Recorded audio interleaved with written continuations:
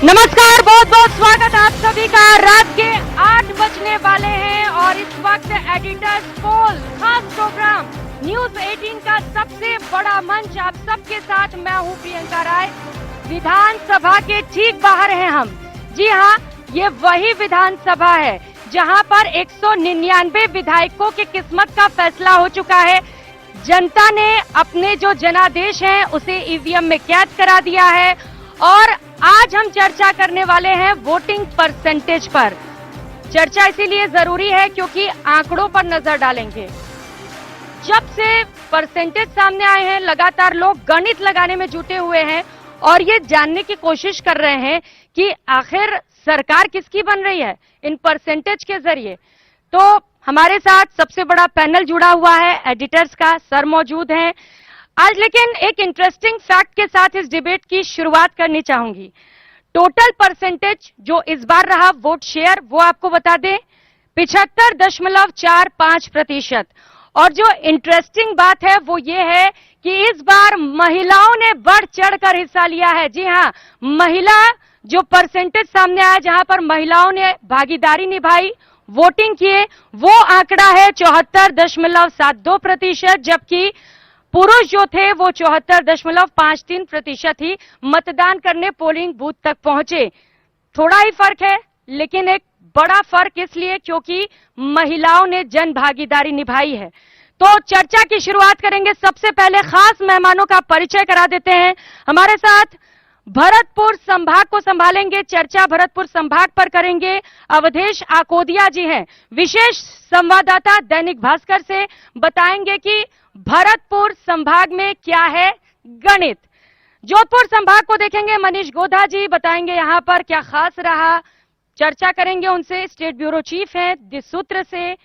और इसके साथ साथ हमारे साथ एक और खास मेहमान जुड़े हुए हैं। अजमेर संभाग की बात करेंगे अंकित तिवारी से, मैनेजिंग एडिटर हैं चौक मीडिया से। चर्चा और भी मेहमान हैं हमारे साथ, उनसे भी करेंगे। बीकानेर संभाग की बात करेंगे, रोहिताश रेपसवाल जी हमारे साथ हैं, मैनेजिंग एडिटर झलको मीडिया से। और साथ ही साथ हमारे साथ एक और खास मेहमान है, उनका भी आपसे परिचय करा देते हैं। कोटा संभाग की बात करेंगे हम इस वक्त। रघु आदित्य जी हमारे साथ कुछ ही समय में जुड़ेंगे, उनसे भी बात करेंगे। स्टेट एडिटर हैं पंजाब केसरी के। और साथ ही साथ चर्चा और भी होगी। सबसे पहले बात न्यूज 18 राजस्थान के एडिटर अमित भट्ट जी से करते हुए। सर, ये जो खास मेहमान आज हमारे साथ जुड़े हुए हैं, मकसद क्या है, आज क्या बात करने वाले हैं हम? प्रियंका, देखिए राजस्थान में चुनाव हो चुका है, वोट डाले जा चुके हैं और इस वीकेंड पर ये रिजल्ट आ जाएगा। जिस दिन काउंटिंग होगी दोपहर तक ये पता लग जाएगा कि किसकी सरकार बनने जा रही है। इस बीच में हमारे पास में अलग अलग जगहों से फोन आ रहे हैं, हमारे पास में कई तरह की क्वेरीज आ रही हैं, सोशल मीडिया पर हमारे पास में पोस्ट आती है तो उसमें हमारे पास पर्सनल मैसेजेस आते हैं। वो ये लोग ये जानना चाह रहे हैं कि सरकार किसकी बन रही है। वो कहते हैं कि आप मीडिया हाउस से हैं, आपके सब जगह सूत्र हैं, आपके सब जगह रिपोर्टर्स हैं, आपकी इतनी बड़ी टीम है, तो आपके पास में कुछ ना कुछ एक तस्वीर होगी कि किसकी सरकार आ रही है। तो हमने न्यूज 18 राजस्थान ने ये सोचा कि क्यों एक अकेली ही मीडिया हाउस या किसी एक पर ही क्यों निर्भर रहा जाए। हम फिर उस विचार से पूरे राजस्थान के जो टॉप मीडिया हाउसेज हैं, आप देखिए सभी ये लोग हैं, प्रिंट से हैं, जो नया मीडिया है, ओटीटी प्लेटफॉर्म्स हैं, सोशल मीडिया प्लेटफॉर्म्स हैं, उनके जो एडिटर्स हैं उनको हम अपने साथ लेकर के आए। और अब ये सब अपने ये जो सब लोग हैं इनका इतना बड़ा एक्सपीरियंस है ऐसे चुनाव देखने का, कवर करने का, कि उन्होंने 8 चुनाव कवर किए हैं। तो हमारा जो मकसद है, हमारा जो कोशिश है वो ये है कि इन सब का अनुभव, इन सब के जो लोगों का विश्वास रहा है, हम उन चेहरों को यहां पर लेकर आए, इस मंच पर लेकर आए, उनसे हम जानने की कोशिश करेंगे। वो अपना एक्सपीरियंस, अपने जो इनके खुद के रिपोर्टर्स, इनकी खुद की टीम है जो पूरी राजस्थान में फैली हुई है, उनसे जो इनके पास में इनपुट आया है उससे हम एक इंसाइट पाने की कोशिश करेंगे, अपने दर्शकों को देने की कोशिश करेंगे कि आखिरकार 3 तारीख को क्या होने वाला है। और इसी का ये रिजल्ट है हमारा ये एडिटर्स पोल। तो आज बात होगी आंकड़ों पर, वोटिंग परसेंटेज पर हम नजर डालेंगे। 7 संभाग, हालांकि आपको बताते चले कि नए जिलों के ऐलान के बाद कुल 10 संभाग हो चुके हैं, लेकिन इस बार विधानसभा चुनाव में 7 संभागों पर ही वोट्स पड़े हैं और इन 7 संभागों को लेकर चर्चा करेंगे। सबसे पहले आपको बता दें, कुछ ही समय में हमारे साथ जयपुर संभाग को देखने के लिए सुभाष शर्मा जी भी जुड़ेंगे, editor in chief evening post से। लेकिन आज चर्चा की शुरुआत सबसे पहले अवधेश जी आपसे करते हुए, चूंकि हमने सबसे पहले बात उस इंटरेस्टिंग फैक्ट की कि महिला सबसे बड़ी संख्या में पोलिंग बूथ तक पहुंची, अपने मतों का प्रयोग किया। कैसे देखते हैं आप इसे? क्योंकि जहां एक और बीजेपी ने महिला सुरक्षा को लेकर बड़ा मुद्दा बनाया, कहती है हम महिला सशक्तिकरण करते हैं, तो वहीं दूसरी ओर कांग्रेस ने बड़ा दांव खेला है और महज 400 रुपए में गैस सिलेंडर देने का वादा। क्या लग रहा है, रुझान किधर होगा महिलाओं का? बिल्कुल, देखिए, जो प्रदेश की आधी आबादी है उसको साधने के लिए दोनों तरफ से प्रयास किए गए थे, दोनों पार्टियों ने उसके प्रयास किए थे। और जिस तरह से पुरुष मतदाताओं के मुकाबले उनका मतदाता प्रतिशत ज्यादा रहा है, वो निश्चित रूप से एक ट्रेंड है।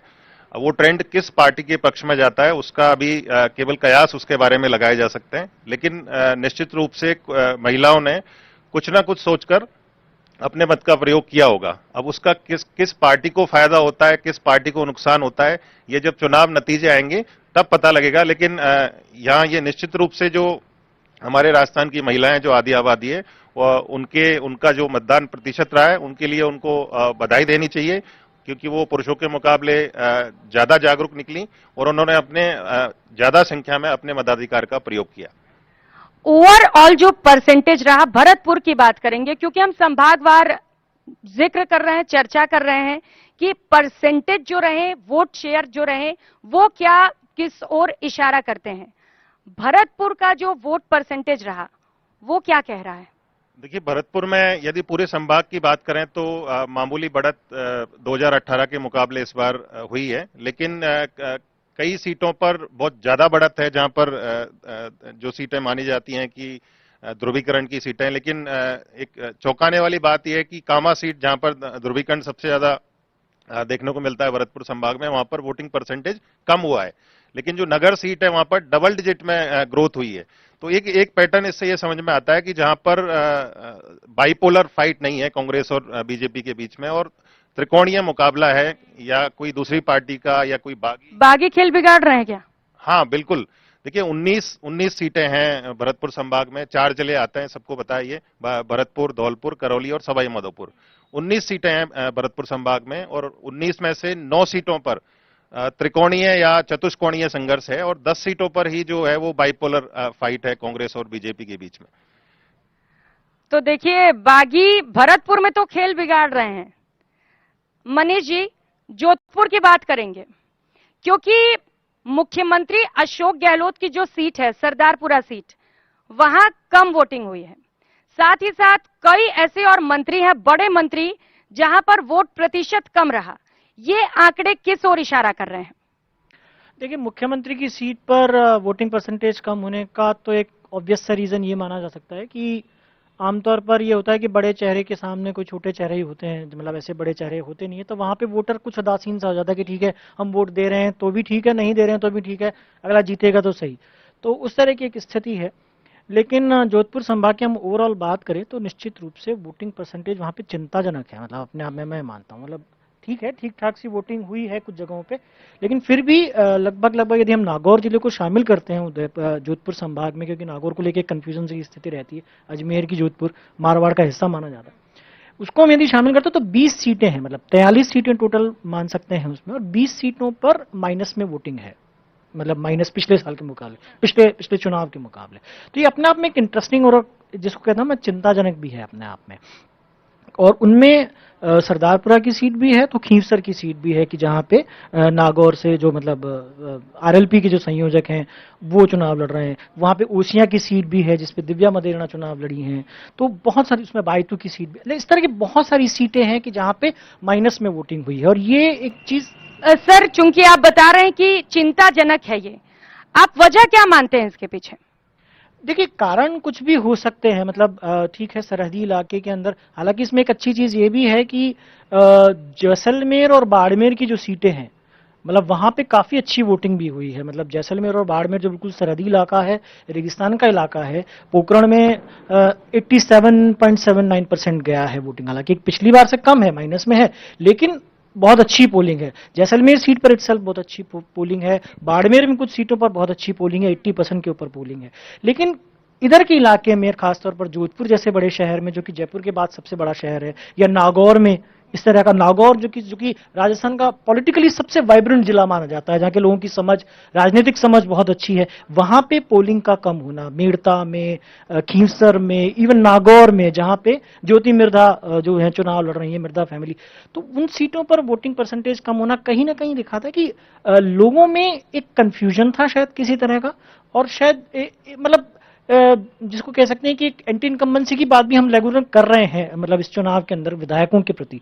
तो जिन सीटों पर, और ये एक फैक्ट आया भी है कि जो सिटिंग एमएलएज थे कांग्रेस के भी और बीजेपी के भी, उनमें अच्छा खासा, मतलब कई कई जगहों पर 55% के आसपास एंटी इनकम्बेंसी का असर भी दिखा, वोटिंग कम हुई है।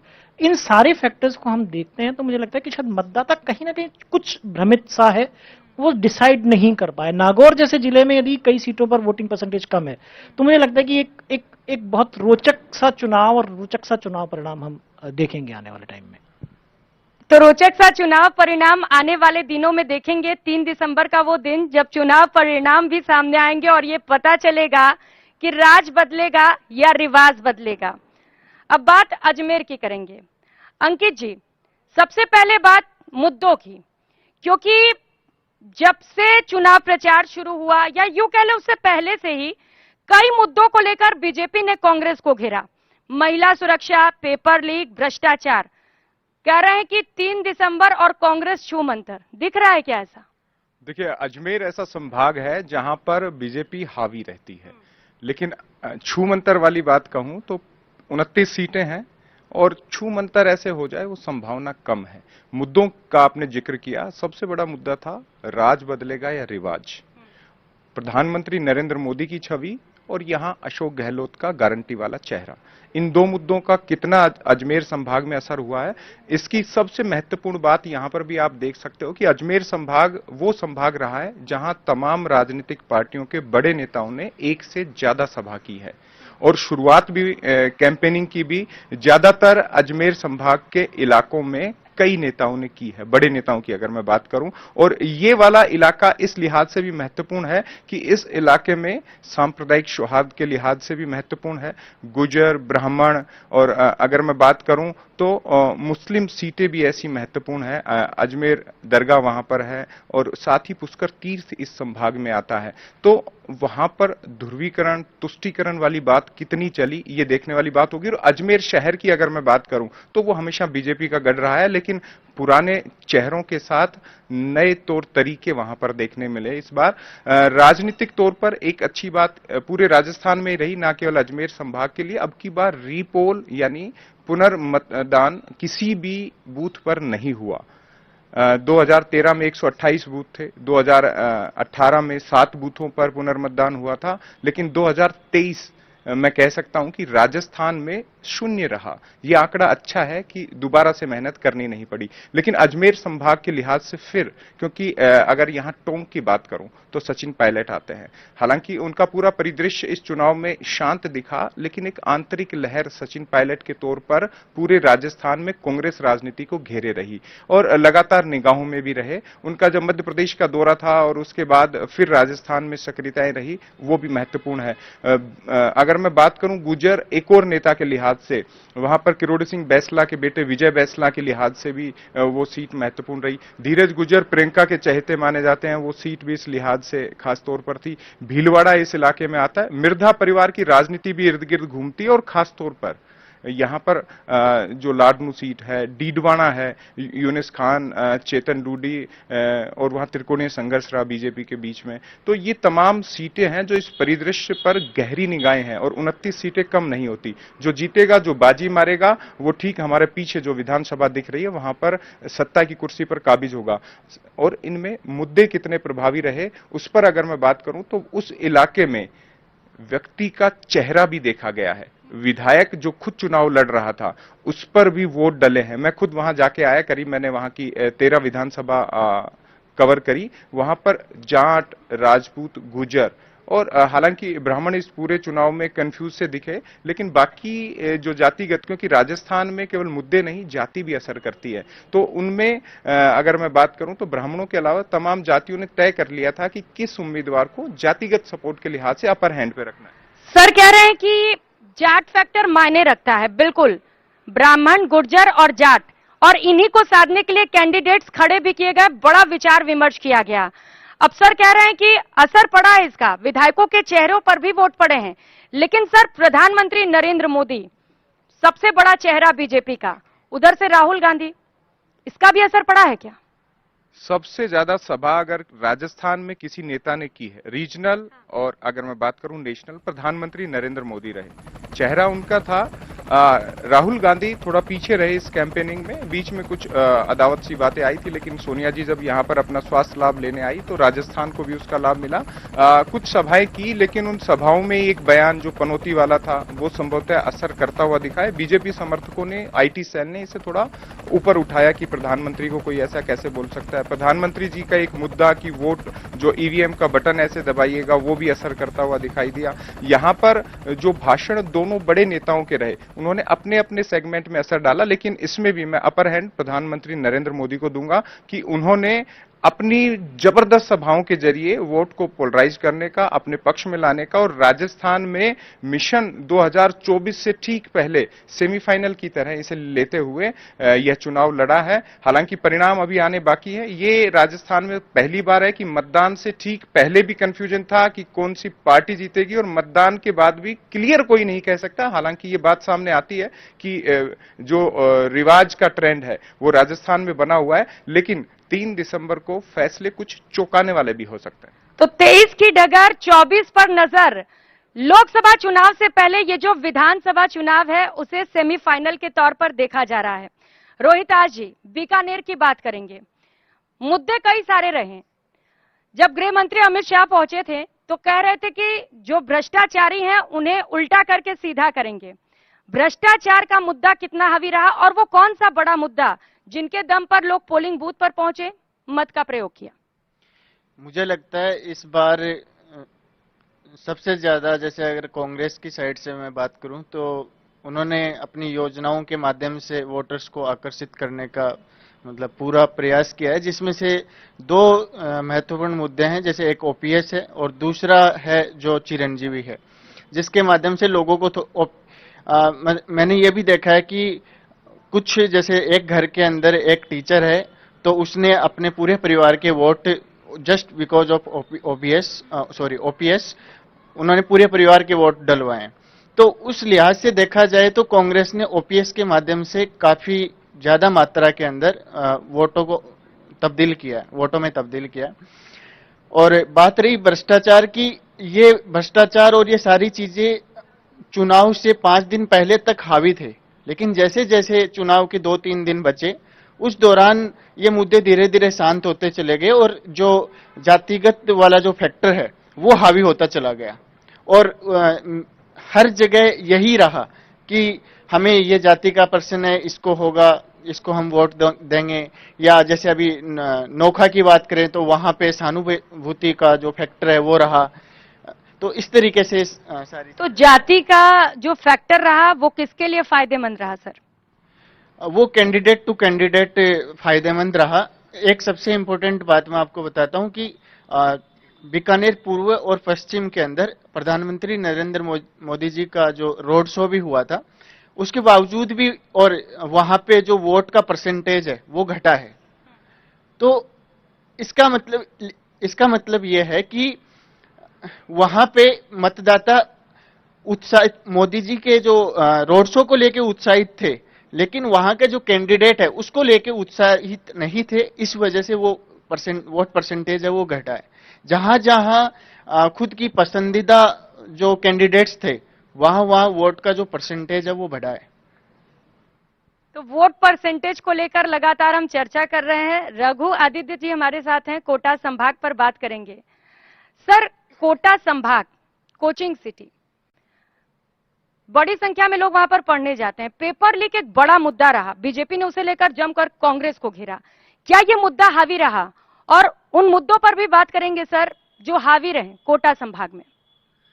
देखिए, कोटा संभाग में पेपर लीक वाली बात तो कोई चल नहीं पाई, इसलिए कि पहले ही वहाँ कोचिंग इंस्टीट्यूट ने इस बारे में अपना क्लियर कर दिया था कि हमारा इससे कोई लेना देना नहीं है, और प्रशासन भी और वहाँ के जो लोकल नेता हैं वो भी इस पक्ष में थे कि पेपर लीक वाला इशू कोटा में न चल पाए। वहाँ जो पेपर लीक हुआ भी नहीं, कोटा में ऐसी कोई घटना भी नहीं हुई। वहाँ के जो लोकल मुद्दे थे उसमें ईआरसीपी बड़ा मुद्दा था, चला नहीं इस पूरे इशू में कहीं नहीं भी। वो शुरू में चला कि ईआरसीपी को लेकर लड़ेगी कांग्रेस, एक बड़ा कैंपेन चलाएगी, चलाया भी उसने, पर वो ऐसा असर नहीं दिखा पाया। दूसरा जो बड़ा मुद्दा था वहाँ पे था वो अवैध खनन का। एक विधायक अपने मंत्री के खिलाफ मुख्यमंत्री को इस्तीफा दे देता है कि मैं ये अवैध खनन वो कर रहा है, और वो खनन मंत्री है। विधायक का टिकट कट जाता है, खनन मंत्री को फिर टिकट मिल जाता है और वो चुनाव लड़ रहे हैं। अवैध खनन का इशू वहाँ चल ही नहीं पाया, जबकि हरदोई संभाग का बड़ा इशू है अवैध खनन। इसके अलावा एक वहाँ जो लोकल मुद्दे थे वो इस पूरे चुनाव में जो घेरने चाहिए थे उसमें न भाजपा उनको घेर पाए ढंग से, न कांग्रेस घेर पाई। वहाँ व्यक्तिगत तौर पर चुनाव मैदान में जो कैंडिडेट उतरे हुए थे उन पे वोटिंग परसेंटेज या उन पे वोटिंग का रुझान डाइवर्ट होते चला गया। वसुंधरा राजे झालावाड़ से लड़ रही हैं और खुद वहाँ से 5 बार चुनाव लड़ रही हैं, 2 बार मुख्यमंत्री रह चुकी हैं। हाड़ौती एकमात्र ऐसा संभाग है जिसने राजस्थान में सबसे ज़्यादा वोटिंग किया, वहाँ 78.33% वोटिंग हुआ, जो कि राजस्थान का सबसे हाईएस्ट है। उसके बावजूद भी वसुंधरा राजे का वोटिंग परसेंटेज घट गया, चूँकि वो खुद भी वहाँ उतना समय नहीं दे पाई, वो बाहर राजस्थान में पूरे में हो रही। लेकिन लोग अभी भी वहाँ ये मानते हैं कि जो वहाँ का जो वोटर है वो वसुंधरा जी की तरफ झुकाव उसका है। वो ये मानता है कि यहाँ से किसी दूसरे आदमी को चुनने के बजाय वसुंधरा को चुनने में फायदा है, सीधा सीधा। तो वो दूसरे नाम पे विचार ही नहीं करता। और वहाँ के जो मेरे कांग्रेस कैंडिडेट थे, जो मेरी चर्चा भी, तो उनका ये कहना था कि हम तो कल मार्जिन पे चुनाव लड़ रहे हैं, कि मार्जिन कितना कम हो सकता है, जीतने की कोई बात ही उसमें नहीं थी। इसके अलावा भी हाड़ौती से 3 दिग्गज मंत्री आते हैं। शांति धारीवाल कोटा से चुनाव लड़ रहे हैं। कोटा रिवर फ्रंट के नाम पर उन्होंने गजब का वहाँ पे एक विजन दिया है। लोगों को पहली बार कोटा की बदली हुई सूरत जो लोग देख रहे हैं तो उनको लगता है कि ये सब शायद धारीवाल जी के अलावा कोई करा नहीं सकता था, लेकिन उसके बावजूद भी वो वोट में कन्वर्ट कितना हो पा रहा है ये समझ नहीं आ रहा है, क्योंकि वो बात चल नहीं पा रही वहाँ की कि विकास के नाम पे वोट मिल रहा है। बाद में शुरू में बात चली थी कि विकास के नाम पे वोट मिलने की संभावना है, क्योंकि कोटा का पूरा सीनियर चेंज हो गया है पूरा, क्योंकि वहाँ पूरे दुनिया भर के और देश भर के लोग आते हैं, कोचिंग के नाते भी आते हैं। तो शहर की का पूरा मिजाज सुधरा है, लेकिन वो वोट में कितना कन्वर्ट हुआ है कोई तय नहीं है। तो मेन मुद्दों से लोगों को भटकाया गया। अब क्या जनता वाकई भटक गई या मुद्दों पर ही वोट किया? सर, छोटा सा क्लोजिंग कमेंट। प्रियंका, किन मुद्दे पर ये चुनाव लड़ा गया, वो चाहे महंगाई हो, चाहे फ्री मेडिसिन हो, चिरंजीवी योजना हो, तुष्टीकरण हो, धर्म, जाति, इन सब बातों के बारे में हमारे साथ में जो एडिटर्स हैं अलग अलग पब्लिकेशंस से, न्यू मीडिया से, उन लोगों ने इस बारे में काफ़ी कुछ हमारे दर्शकों को बताया है।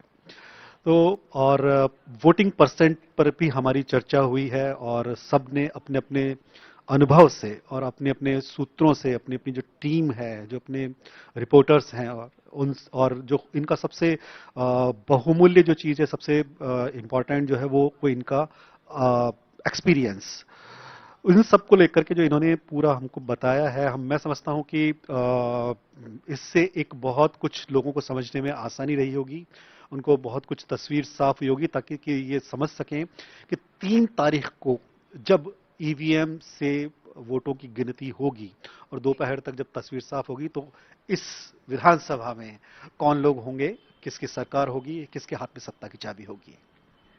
बिल्कुल, तो फैसला 3 दिसंबर को सामने आ भी जाएगा कि किसकी सरकार बनेगी, कौन वो विधायक होंगे जो इस विधानसभा में बैठेंगे। तो एडिटर्स पोल में आज हमने की सबसे बड़ी चर्चा, तथ्यों पर की बात, वोट परसेंटेज को लेकर आंकड़े क्या रहे।